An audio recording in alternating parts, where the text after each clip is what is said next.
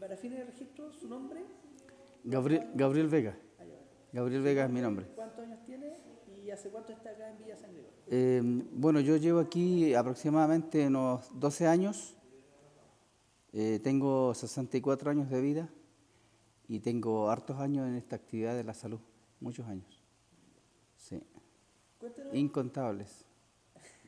En 1978, ¿dónde estaba? El año 1978 yo estaba en la Escuela de Sanidad de la Armada de Chile, porque en mi otra vida yo fui marino. ¿Sí? Mire. Y yo trabajo en la Armada. No le puedo creer. Qué hermoso. Una linda institución, sí. Mañana y bueno, con huesillo, cazuela y empanada. Obvio, como corresponde. ¿Usted está en la Escuela de Y Sanidad? mote con huesillo de postre. Sí. Sí, bueno, en ese tiempo, en el año 1978, yo hacía mi tercer año de Sanidad Naval en la Escuela de Sanidad Naval que estaba en Valparaíso. Y a fines de ese año hubo una especie de cuasi guerra. Entonces de ahí ese año lo terminé acá en el sur, el año 1978. ¿Cómo fue su movilización al sur? ¿Lo destinaron a la escuadra? No, ¿Infantería marina? no. Ese año, 1978, cuando llegaron las destinaciones, yo creo que estamos hablando de septiembre, octubre del año 1978, e incluso, como había este rumor de guerra, entre comillas, se aceleró todo. Se apuraron los cursos, había que terminarlos antes, toda la cuestión como que se apuró en términos normales. Y todo lo que se apuró incluía esto de términos de curso y traslados anticipados, porque las destinaciones comúnmente son enero, febrero de todos los años, ¿no es cierto? Y esto fue en noviembre del año 1978. Y de ahí, de la Escuela de Sanidad de Valparaíso, nos embarcaron a Punta Arenas. Yo llegué al Hospital Naval de Punta Arenas, recién egresado, hice una práctica intensiva y después me fui a la Infantería Marina, al destacamento Cochrane. Y de ahí nos fuimos a las islas del sur, a las islas que estaban en disputa en aquellos tiempos. ¿En qué compañía le tocó estar? Buena pregunta, pero me parece que era... sí, yo no me acuerdo mucho de la gente que hacía de jefe, pero me acuerdo... la verdad es que ni siquiera me acuerdo. Lo que pasa que, bueno, hay una cosa que ocurrió en mí de que no me fui resentido de la Marina, pero me fui dolido. Entonces de ahí no quise saber más de la institución. Porque de ahí me dediqué a lo mío, que tenía que seguir trabajando, tenía hijos estudiando y qué sé yo. Entonces tenía que sacar eso adelante en la familia. La verdad es que si me pregunta por nombres, quizás ni los recuerdo. Después, bueno, igual yo seguí, obviamente, mi actividad naval, porque después se acabó el cuento de la guerra y me fui a submarinos. Y ahí terminé mi carrera. Estuve 29 años en la Marina. ¿Usted se celebra el 4 de julio? El 4 de julio, sí, justamente. Cuéntanos, volviendo un poquito más atrás, ¿cómo fue este traslado de Valparaíso a Punta Arenas? ¿Lo subieron a la PBO Uribe? Al Aquiles. Al Aquiles. En el Aquiles, sí. Era como nuestra primera navegación larga en barcos de ese tipo, porque nosotros partimos de la Escuela de Grumete un periodo cortito y de ahí nos fuimos al tiro a cursar Sanidad Naval, que eran 3 años. Había que cursar durante 6 semestres en aquellos tiempos. Era como aprender a ser marino en la Escuela de Grumete de la isla Quiriquina. Y ahí estuvimos el 76, el 77 y el 78 en el curso. Y al término de ese curso nos embarcaron en el Aquiles, pero no el Aquiles que salió después. El antiguo Aquiles, sí, era un buque bien vetusto, lento y qué sé yo. ¿Y ese Aquiles que usted abordó, estaba ya con la pintura de mimetismo No, o estaba gris? no, ese estaba gris, Ya. sí. Me parece que uno de esos barcos no los mimetizaron. Los barcos que fueron mimetizados en aquellos tiempos, si mal no recuerdo, eran los barcos de la escuadra, los que participaban directamente en el conflicto. Eh, bueno, después, bueno, igual hay harta historia, sí, no sé si tiene mucha relevancia, pero alcancé a conocer el Belgrano, que después se hundió, porque estuvo frente a nosotros, la escuadra argentina. Ya, ¿usted Después de que ya se calmó todo? se calmó todo. Ya, usted llega al Cochrane, ¿no es cierto? Sí, el destacamento Cobra. Ya. Usted, ¿cómo fue ese ambiente que usted vivió llegando a Punta Arenas? ¿Es muy distinto a lo que Absolutamente, por supuesto que sí, partiendo por el clima, porque no estábamos acostumbrados a estos fríos. Nosotros allá en el norte, calorcito, qué sé yo, esa onda así, chori y manga corta. Aquí era muy diferente. El clima nos afectó bastante al comienzo, pero después se va acostumbrando uno.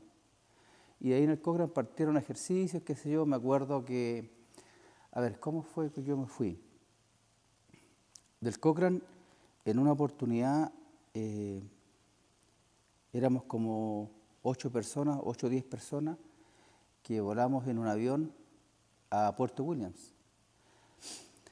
De Puerto Williams nos fuimos a muchas islas del sur, e incluso andaba una comisión civil también, me acuerdo. Y de vuelta me dejaron en la isla Lennox, y ahí estuve mucho tiempo. Creo que estuve hasta julio del 79. Fue después del 16 de junio, Ya. que es el día de la Infantería Marina, porque ese día lo pasamos allá. Así que fue a fines de junio, creo. La fecha no la recuerdo muy bien, No se haga problema. pero estuvo harto tiempo ahí, mucho tiempo en esa isla, Usted estuvo en Lennox. Lennox, Ya. para el conflicto. Y Y después seguimos haciendo relevo en las islas, porque la, la, la guarnición de Infantería Marina, por decirlo así, se mantenía en las islas, con menos gente, sí, pero nos mantuvieron harto tiempo. A comienzos, recuerdo que vivíamos en carpas, después ya nos superamos, vivíamos en casa, así que se avanzó bastante. Yo creo que después esto estuvo como 2 o 3 años más. Después yo ya abandoné la Infantería Marina porque también tenía que seguir mi trayectoria de marino, que le van exigiendo a uno ciertas cosas, ciertos cursos. Yo tenía que cursar o Infantería Marina u otra especialidad que me gustara. Y ahí me fui a submarino. ¿Cómo recuerda usted las conversaciones o de qué manera se hablaba del conflicto en Punta Arenas? ¿Había gente que... Sí, había harto movimiento en ese tiempo, que había un intendente que era nombrado por el gobierno, que era un señor militar que estaba bastante comprometido con la región porque ayudaba a la gente a que se mantuvieran atentos a lo que estaba pasando, porque se veía que la guerra venía. Era una cuestión casi inevitable, que la guerra iba a producirse. Yo recuerdo que había gente que hablaba de reuniones que se hacían, de cómo enfrentar la situación, digamos, en las casas, la gente que hacía hasta hoyos, parece así, casi como atrincherarse así en los domicilios para evitar los bombardeos, no sé, creo que puede haber sido algo así parecido. En ese tiempo había ruido de guerra, en Punta Arenas principalmente. ¿Y cómo fue su traslado a la isla Lennox? ¿Fue la Licura, la Rompa? Así como le contaba, nos fuimos en un avión, ¿sí?, hasta Puerto Williams, y de Puerto Williams nos fuimos en un... no recuerdo cómo se llamaban, pero era una cosa así como que lo recuerdo sí el nombre del barquito, que se llamaba Fuentealba. Era como un patrullero chiquito, que se movía mucho. Y con ese recorrimos bastantes islas chicas para el sur. No recuerdo si llegamos a Diego Ramírez, que es como la última isla que hay hacia abajo, antes de llegar a la Antártica. Y de ahí nos devolvimos a Cabo de Hornos, y de ahí pasamos a las islas, no recuerdo las otras islas si pasamos, pero yo sí me quedé ahí en Lennox. De ese barco, porque ahí, esa isla, la Lennox, tenía un muelle, era la única isla que tenía muelle. Las otras islas había que hacer el desembarco en la playa, y ya uno partía mojado, con su aislamiento. Los aislamientos duraban aproximadamente 3 meses, 80 días, 85 días, depende de digamos, las posibilidades de relevo que habían. Eran casi 3 meses. Yo estuve 2 periodos de ese tiempo de 3 meses en la isla Lennox, ¿sabes? Entonces llegamos a un muelle, y en ese muelle se hacían los desembarcos, y era bien, digamos, cómodo, porque la otra isla había que mojarse. Los desembarcos se hacían en embarcaciones tipo bote goma, así se hacían los relevos. ¿Y qué equipo llevaba usted a estos aislamientos, especialmente en el primero? ¿Iba con bolsa ropera? ¿Iba con tenía verde oliva? ¿Cómo iba? Bueno, en ese tiempo se usaba una tenida verde oliva, justamente, que era una tenida verde oliva. Cuando comenzó el conflicto, le detallo esto, cuando comenzó el conflicto, nosotros teníamos ropa antigua, que era una tenida verde oliva de alguien que se le ocurrió que usara esa tenida verde oliva. Comenzando el año 1979, creo, sí, más o menos, llegó un equipo que se llamaba equipo coreano, una ropa coreana que era nueva. Llegaron sacos de dormir nuevos, porque nosotros las carpas que usábamos eran de la Segunda Guerra Mundial, norteamericanas. Eran material muy buena, que habían durado mucho. Pero ¿cómo a usted le informaron o cuál fue la situación de alerta? Hay documentos oficiales a partir del 19 de diciembre de que ya la guerra es inminente. Y ya los puestos de vigía señales que estaban desplegados a través de todas las islas que estaban los infantes marinas en la zona del Beagle y en la FAO, ya tienen que estar full atentos porque la escuadra argentina se viene. claro, Ya. sí. ¿Cómo usted vive ese momento de guerra inminente? Que ya no es un ejercicio. Ah, qué buena foto. Después me la manda. Se la voy a pedir. Sí, no hay problema. Y va encima de Lennox y todo. Bueno. Sí, y como usted ve, está nevado. ¿Sí? Esta foto de enero del año 1979. Y hay nieve. Resulta de que cuando esto de la guerra partió para nosotros, o para mí en lo personal, desde que salimos de Valparaíso, desde que dejé de ser alumno. De ese día partió la guerra para nosotros. De hecho, en el Aquiles, cuando nos veníamos solos, venían buses tácticos, que eran los caperuzos en guerra para nosotros, cabros chicos. Yo tenía 19 años. Y le puedo confidenciar que cuando estábamos aislados, yo me acuerdo de mi compañero de carpa, que era el soldado Zárate. Yo en lo personal, antes de dormir me hacía mi oración, porque obviamente era cristiano, y todavía soy cristiano. Yo lloraba en la noche, porque yo decía, ¿qué cuerpo le van a entregar a mi madre? ¿Dónde lo van a rescatar? ¿Cómo lo van a rescatar? Porque yo viví un periodo muy especial. Cuando me tocó venirme al sur, después de egresar de alumno, mi madre se enteró, pues mi madre, que todavía vive, gracias a Dios, muy cristiana ella, bueno, de hecho ella nos enseñó a ser cristianos. Y ella quedó hospitalizada en el Hospital Regional de Concepción. Y yo, cuando pasamos en el barco, en el Aquiles, yo le dije a la jefatura la situación que me encontraba. Y los jefes me dijeron, no, anda a ver a tu mamá, cuando regreses, zarpamos. Y así fue. O sea, fue algo muy, digamos, muy mío, que todavía lo recuerdo claramente. Así es que, como le decía, nosotros ya sabíamos que íbamos a la guerra, de cuando salimos de Valparaíso. Y de hecho, toda esa gente que venía con nosotros en la Aquile, por ejemplo, el caso de los buzos tácticos, yo los encontraba soldados de verdad, porque ellos practicaban todos los días, se entrenaban todos los días. en el barco mientras navegaba. Y se tiraban al agua, qué sé yo, amarrados y salían. Hacían cosas que uno las veía en las películas, ¿no? Porque los buzos tácticos caminan debajo del agua. A ese nivel de entrenamiento. Eso yo lo vi. Y tienen otras cosas más. Y tienen mucha similitud con los SEAL norteamericanos porque su curso de perfeccionamiento es en Estados Unidos. Para esta gente. Entonces, eso también nos daba un poquito de confianza y un poquito de tranquilidad porque íbamos con los mejores soldados que tiene Chile, decíamos nosotros. Así que nada, no, pero aquí en Punta Arenas, llegando a Punta Arenas, nunca más los vimos. De ahí se separó todo el ganado. Fue diferente, sí. ¿Y usted cómo recuerda la noche del 22 de diciembre? La verdad es que nunca supimos que al otro día podía producirse la guerra. Nosotros supimos cuando la guerra no iba.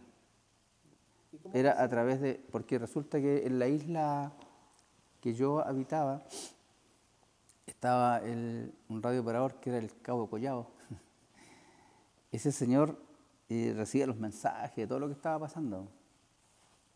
Y todo eran con código porque él tenía libros de decodificar mensajes. Y llegaba un mensaje y se demoraba en decodificarlo porque eran puras pategallas, ¿no? Entonces cuando entregaba el mensaje, obviamente se lo entregaba a la jefatura y de ahí nos informaban a nosotros. Y lo único que nos informaron así de forma fehaciente y real fue que no iba a la guerra. Eso fue lo que nos dijeron. Así que felices, que no iba a haber guerra. En el fondo, nosotros éramos, como le digo, éramos harta gente joven. Bueno, de hecho, las jefaturas también eran jóvenes. Creo que el que tenía más grado era un teniente primero. Quiero acordarme de los nombres de la gente, pero no lo tengo muy claro. Pero, ¿cómo se llama?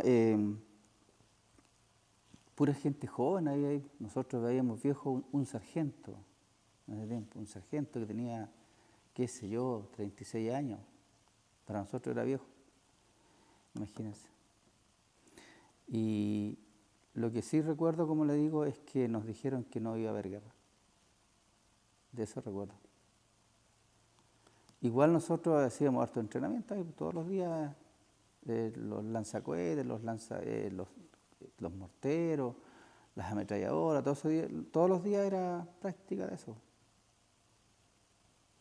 Y deporte también, jugábamos la pelota, qué sé yo. Y era bien complejo porque no había agua. Imagínense vivir sin agua. Y no había calefacción, no había nada de eso. Y nevado. Cosas nuevas. Pero había que sobrevivir. De hecho lo hicimos. Y más encima esperando una guerra. Pero igual habían planes así de cómo enfrentar la situación, pues no era así una cosa así que estábamos ahí tirados como liceanos. Habían planes, programas, todos los días había que hacer cosas. Usted tras 45 años. Esta fecha usted estaba cursando hace 45 años en la Escuela de Sanidad, faltaba un par de meses. De haber vivido todo este momento, prácticamente desconocido para gran parte de Chile. ¿Usted cree que esta es una historia que haya que destacar, recordar o difundir? La verdad es que por lo que le pasó al país, yo creo que sí, pero a las personas no sé si será tan importante porque todos éramos voluntarios.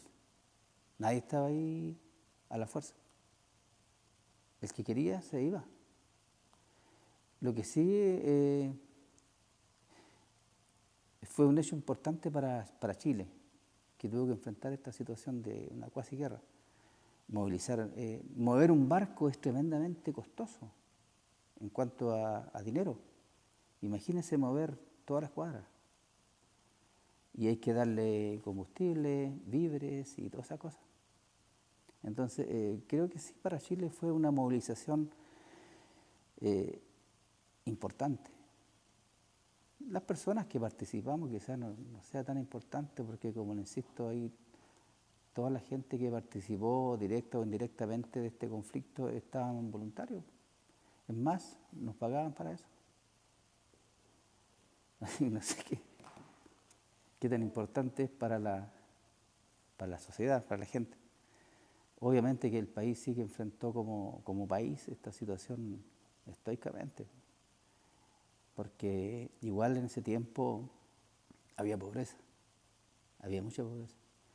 Yo creo que en ese tiempo la gente que estaba al mando de esto no solamente oraba, sino también trabajaba para que no hubiese guerra.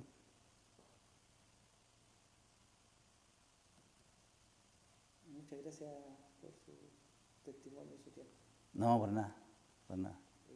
Agradecido de esto. Lo último que le puedo decir es una cosa que me llama la atención desde hace un poquito tiempo. Resulta que yo tengo un hijo que por esas cosas de la vida se politizó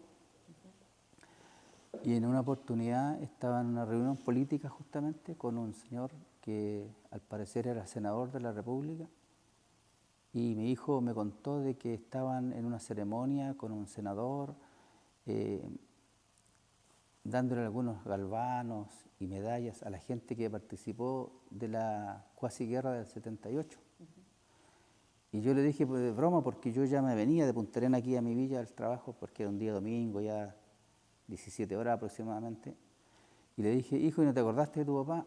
Oh, papá, me dijo, ¿verdad que tú también estuviste en eso? Y le dije, me dijo, no, vamos al tiro a hablar con el senador, que yo te lo presento. No, le dije, yo no estoy ni con el senador, así que no te preocupes. Y se fue mi hijo. Y antes que yo me viniera, llegó con una medalla, me dijo, esto te mandó el senador. Una medalla lindísima. Lo único que recibí, bueno, a la Marina nunca le pedí nada, por supuesto. Solamente que me pagaran mensualmente mis remuneraciones. Lo único que he recibido de esta actividad. Yo he visto actividades del ejército, incluso hace muy poco tuvieron una actividad ahí en Siaique, hicieron un monolito ahí, qué sé yo. Yo grabé ese video. ¿Sí? Sí, vi el video y vi el monolito porque yo recorro la comuna entera, o más que entera.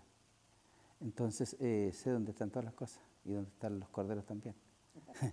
Así es que, como le contaba, eso es lo único que he recibido como partícipe de este cuasi guerra. Un senador vino a mandarme por encargo una medalla. Bueno, esa medalla costó harto hacerla.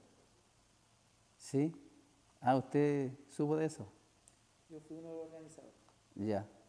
¿Sabe entonces el senador a quién me refiero? Esa medalla la diseñó Arturo Contreras, zapador del ejército. Por eso están todos los emblemas de las Fuerzas Armadas compilados. Es una estrella porque No, se la encontré muy bonita. Servicio Estado. Yo igual recibí hartas medallas siendo marino, pero esa la tengo guardadita ¿En la caja con mucho o la cariño. llevó sin caja? Con caja. Ah, ya. Sí, con cajita. Entonces, ¿usted conoció a Gabriel Vega? Sí, pues, Mi hijo. ¿A Gabriel Vega? Hijo. Mi hijo. Quizás Es que él estaba ahí. Ya. Si tiene una foto de él, capaz que la conoce. Sí, él estaba ahí. En Santiago, Valparaíso, Iquique, Puerto Montt, ¿dónde? ¿Aquí en Punta Arenas? Ah, cuando fue acá en Punta Sí, Arenas. sí, Ah, ya. sí. Bueno, yo estaba en la ceremonia. Por eso le preguntaba. Yo fui el que... Sí. Yo coordiné que viniera al Senado.